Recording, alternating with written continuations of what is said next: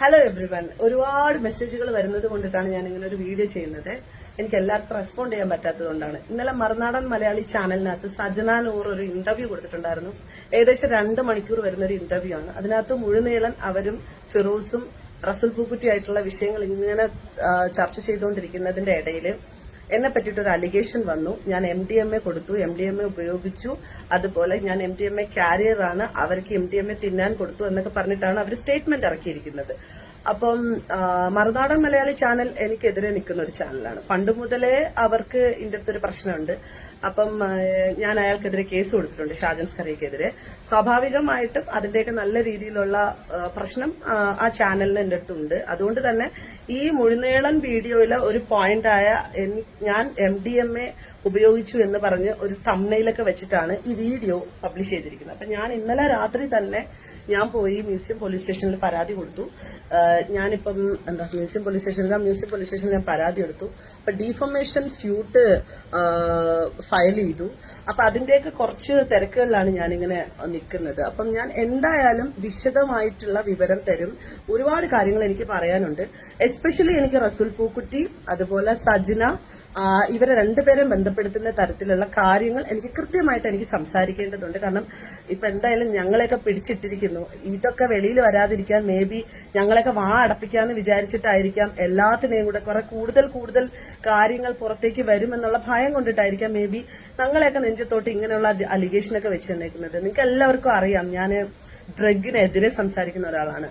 Drug against drug എന്നുള്ള രീതിയിൽ മുദ്രാവാക്യം വരെ വിളിച്ചിട്ട് സമരം നടത്തിയിട്ടുള്ള ആളാണ്. ഇപ്പൊ പോലും ഈ പറഞ്ഞ ഈ റീസെന്റ് നടന്ന തൂഫാൻ ഇഷ്യൂകളിലൊക്കെയും പ്രതികരിച്ചിട്ടുള്ള സംസാരിച്ചിട്ടുള്ള ഈ ഒരു കാര്യത്തിന് സപ്പോർട്ട് ചെയ്തുകൊണ്ട് മുന്നോട്ട് പോകുന്ന ഒരാളാണ്. അങ്ങനെ ഇരിക്കുന്ന എന്നെ ഞാനൊരു ഡ്രഗ് ഡീലറാണ്, ഡ്രഗ് കാരിയർ ആണെന്നൊക്കെ പറഞ്ഞ് വലിയൊരു അലിഗേഷൻ എന്റെ മുമ്പിൽ വെക്കുമ്പോൾ അവർ കൃത്യമായിട്ടുള്ള പ്രൂഫ് അതിന് വെക്കണം. ഒരാൾ സ്റ്റേറ്റ്മെന്റ് പറയുമ്പോൾ ആ സ്റ്റേറ്റ്മെന്റിന് എടുത്തിട്ട് അലക്കാൻ ഒരുപാട് ആൾക്കാരുണ്ടാവും. ഒരുപാട് ആൾക്കാർ അങ്ങനെ അലക്കുന്നതിന്റെ ഭാഗമായിട്ട് എനിക്കത് ബുദ്ധിമുട്ടാവുന്നുണ്ട്. ഇന്നലെ തന്നെ വീഡിയോ ഇട്ടതിന്റെ പുറകിൽ തന്നെ ഒരുപാട് ആളുകൾ തംബ്നെയിൽ ഉപയോഗിച്ചു കൊണ്ടിട്ട് എന്നെ മെൻഷൻ ചെയ്തു കൊണ്ടിട്ടും ഒക്കെയുള്ള വീഡിയോകൾ ചെയ്യുന്നുണ്ട്. ദയവ് ചെയ്ത് വിഷയത്തിന്റെ ഗൗരവത്തെ കൃത്യമായിട്ട് മനസ്സിലാക്കി ഞാൻ കുറേയധികം കാര്യങ്ങൾ ഇനി പറയും. അതെല്ലാം ഉൾക്കൊള്ളിച്ച് വെച്ചുകൊണ്ട് നിങ്ങൾ വീഡിയോകൾ ചെയ്യുക. ഈ തംബ്നെയിൽ ഇങ്ങനെ വെക്കുമ്പോൾ എന്റെ ഈ ഫാമിലി എന്റെയും കുടുംബത്തിനൊക്കെ അത് വലിയ രീതിയിലുള്ള ബുദ്ധിമുട്ടുകൾ ഉണ്ടാകുന്നുണ്ട്.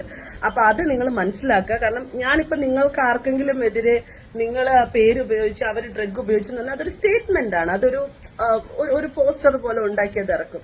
അപ്പൊ ഞാൻ ഇപ്പം ഏതോ ഫൈനൽ റീൽസോ ഏതോ ഒരു പോസ്റ്റില് സജന നൂറിന് ദിയാസന MDMA കൊടുത്തു, വോയിസ് ക്ലിപ്പ് പുറത്തെന്നൊക്കെ. വോയിസ് ക്ലിപ്പ് വേറെ എന്തോ വോയിസ് ക്ലിപ്പ്. അപ്പൊ ഇങ്ങനെയൊക്കെയാണ് ഓരോ പോസ്റ്റുകൾ വരുന്നത്.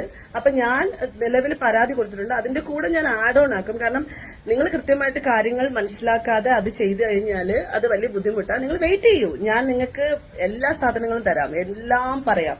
ഇനിയിപ്പോ എനിക്ക് എസ്പെഷ്യലി സജന നൂർ റസുൽ പൂക്കുറ്റി വിഷയം സംസാരിച്ചേ പറ്റത്തുള്ളൂ. അപ്പം ഇത്രയൊക്കെ ആയില്ലേ. ഇനിയിപ്പോ എന്തായാലും നമ്മളെയൊക്കെ എനിക്ക് പറ്റുന്നില്ല, ബുദ്ധിമുട്ടും ജീവിതത്തിലെ പ്രശ്നങ്ങളാണ്, എല്ലാം കൊണ്ട് ഞാൻ നശിച്ചു നിൽക്കുകയാണ്, അതുകൊണ്ട് എന്നാ നിങ്ങളും നശിച്ചോ എന്ന മട്ടില് എന്തെങ്കിലുമൊക്കെ അലിഗേഷൻ എന്നെയും അവളുടെ ചുറ്റുപറ്റും നിന്നിരുന്ന സുഹൃത്തുക്കളെയും വെച്ച് അവള് ചെയ്യുകയാണെന്നുണ്ടെന്നുണ്ടെങ്കിൽ ആ വിഷയത്തിന്റെ ക്ലാരിറ്റി കൊടുക്കേണ്ട ഉത്തരവാദിത്വം നമുക്കുണ്ട്. എന്തായാലും ഞങ്ങളുടെ പേര് വന്നല്ലോ, ഉറപ്പായിട്ടും ഞാൻ സംസാരിക്കുന്നതായിരിക്കും. നിങ്ങളൊന്ന് വെയിറ്റ് ചെയ്യൂ.